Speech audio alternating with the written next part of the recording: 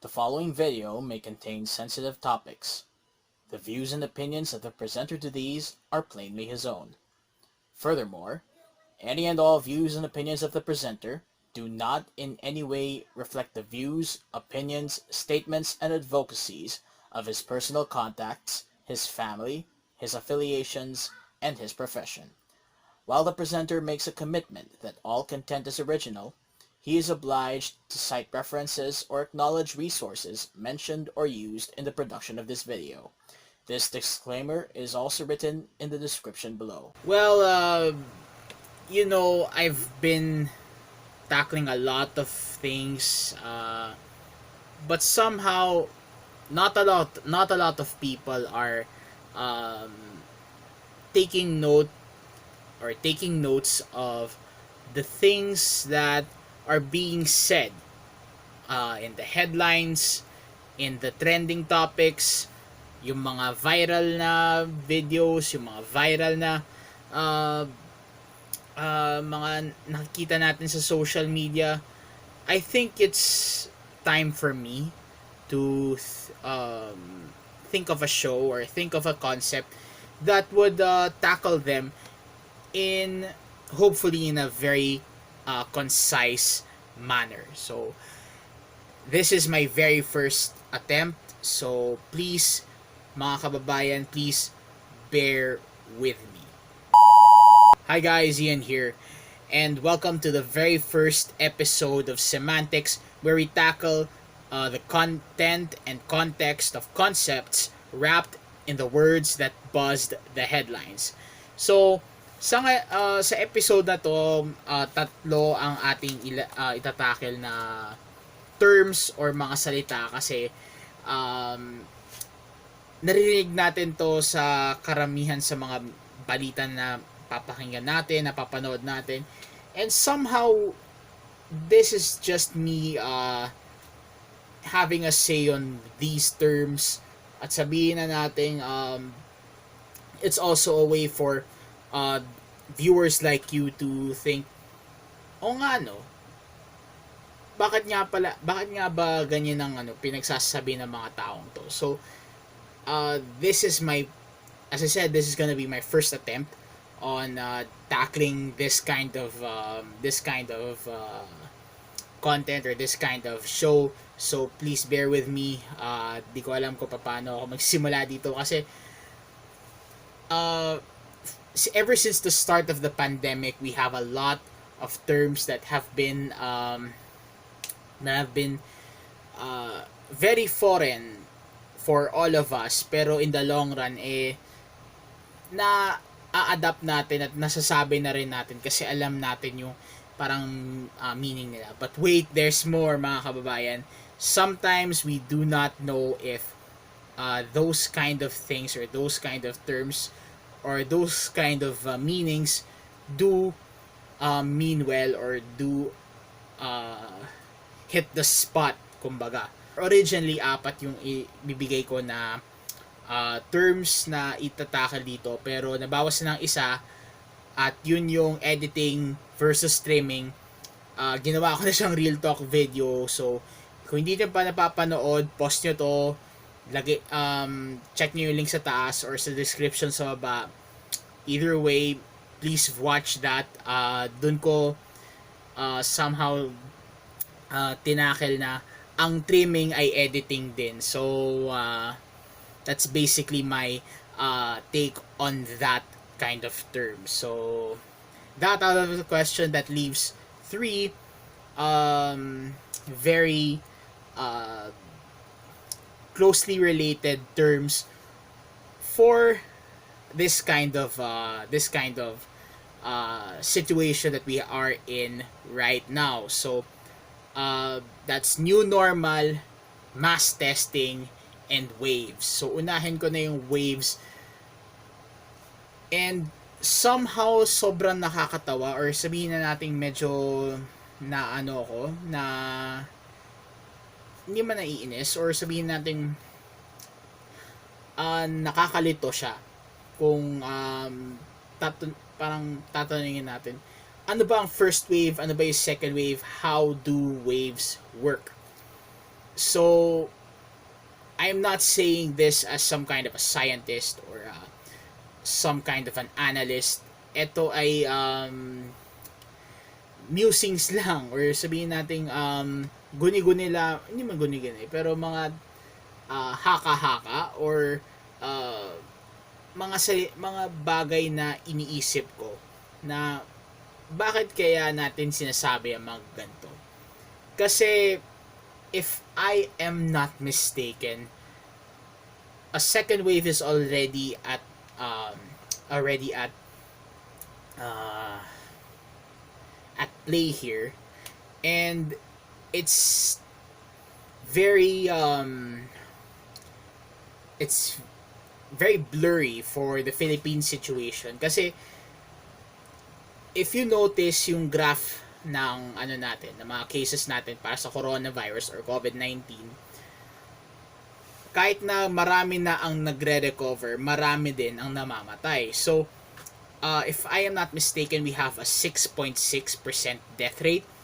Not sure if it's already outdated or it still is the case, pero the fact that tawag dito, relative yung pagtaas ng kamatayan sa pagtaas ng recoveries from the coronavirus, I think it's really hard to tell if the country is already experiencing a second wave, if in the first wave parang buwababa, parang di pa natin nararanasan yung parang downtrend or yung pagbaba ng mga cases, yung pagbaba ng mga upcoming cases ng COVID-19. So, yun kasi ang yun kasi ang batayan kung talagang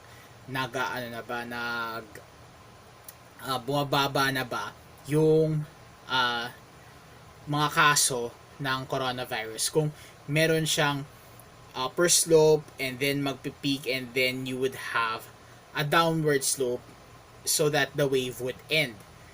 Then if ever there's gonna be a second wave, God forbid, bigla yang aakyat.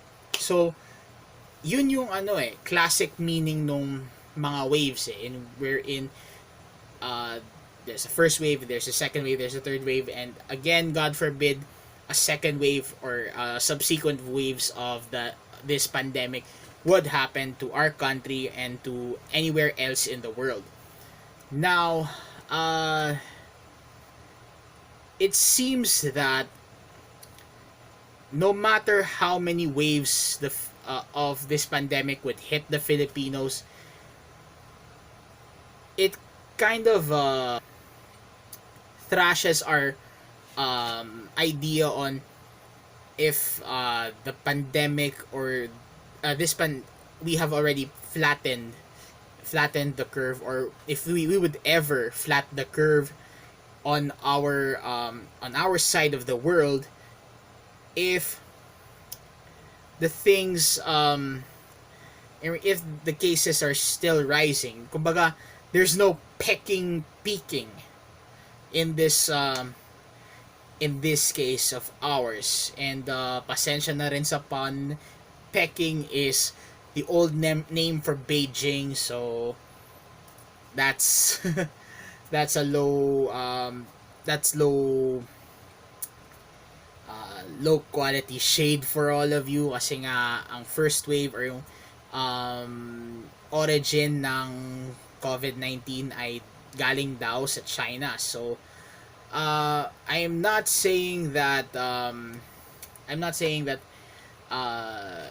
it's the Chinese people who are at fault at this, but you really can't blame a lot of people if they somehow blame China for all of this, kasi nandun yun yung ground zero ng mga ng mga cases So that's how it goes. Now let's go to the second term, mass testing.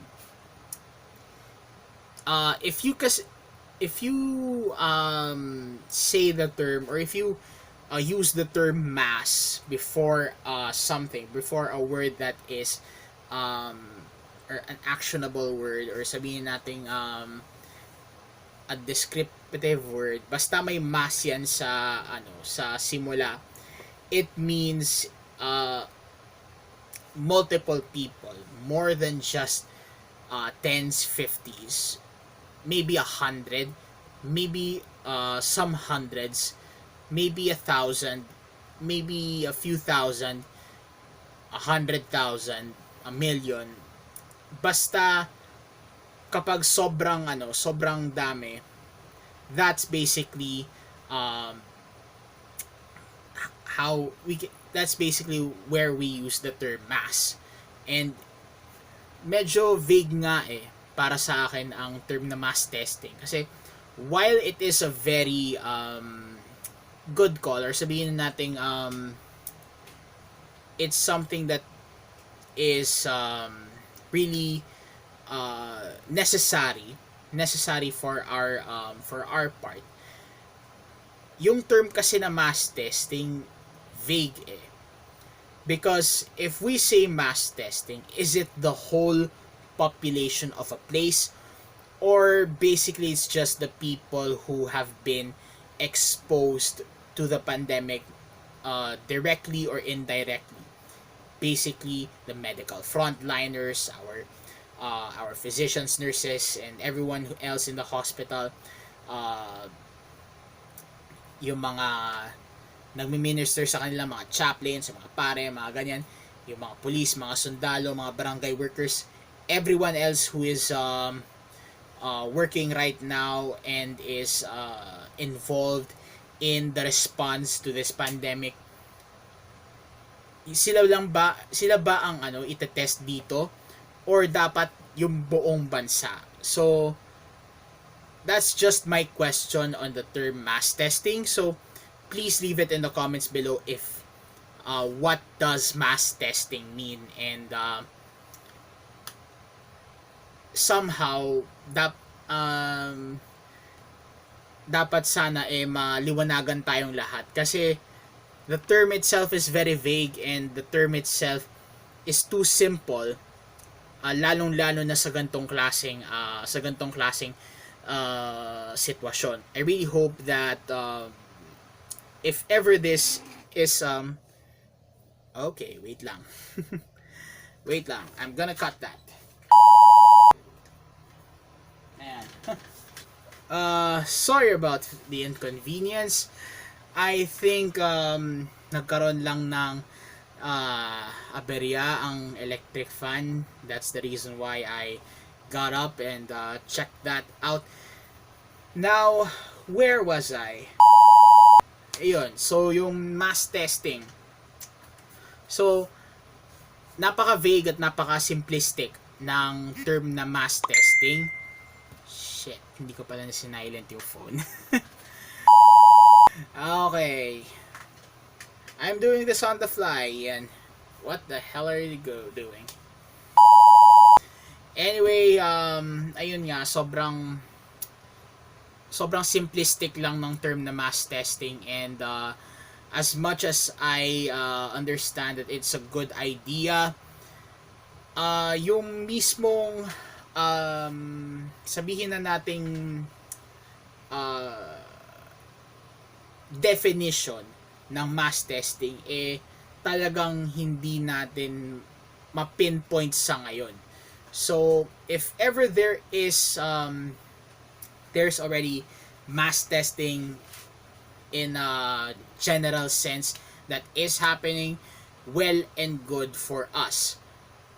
Pero kung ang buong Pilipinas dapat talaga ang i-test para sa COVID-19, that means you and I hindi exempted.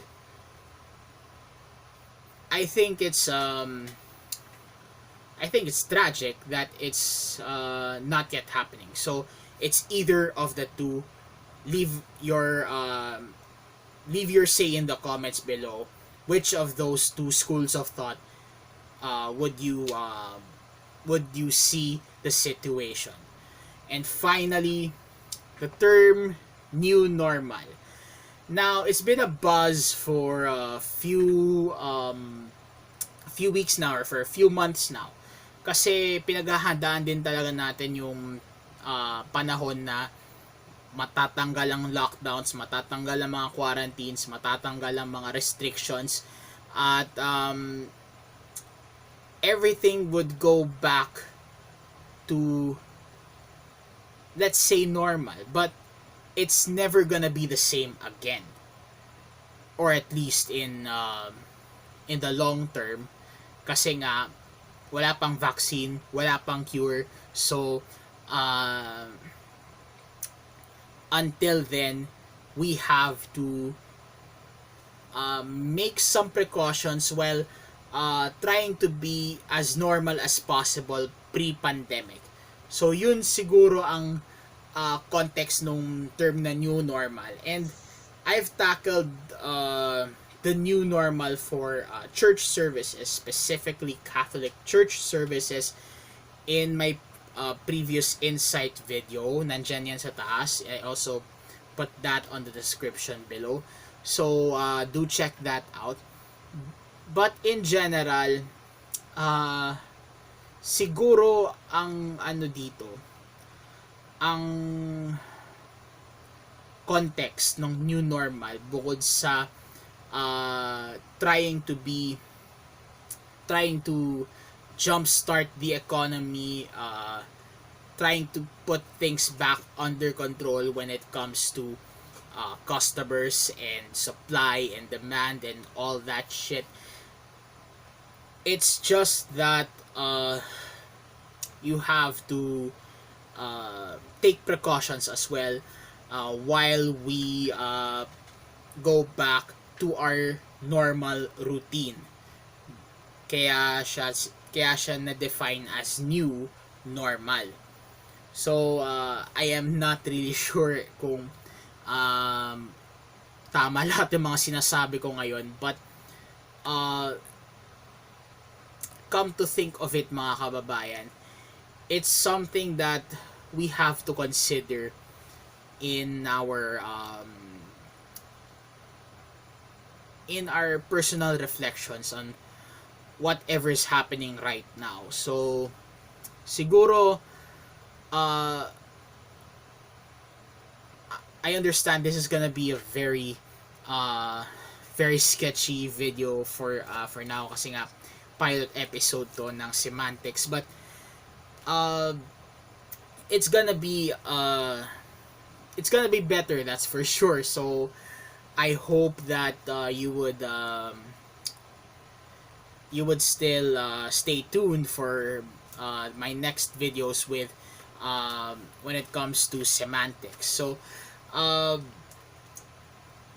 as for presenters notes for both the Real Talk and this show, I would be tackling that, or I would be recording that by siguro Wednesday, Thursday, Friday, bahala na. I just have to put both of these two videos, yung Real Talk tsaka yung yung video na to, may upload ko siya, and then I'll tackle the presenters notes for this week.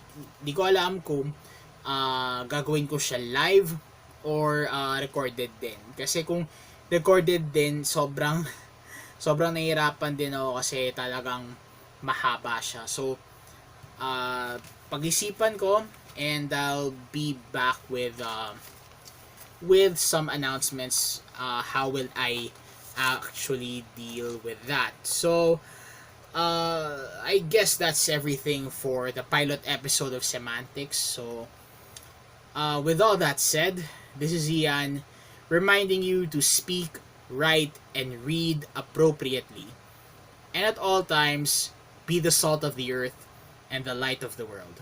Until then, stay at home, flat the curve, stay safe, do whatever you can, be kind to each other, and see you next time. Bye, guys. What the hell happened to my... Oh, come on. Grainy.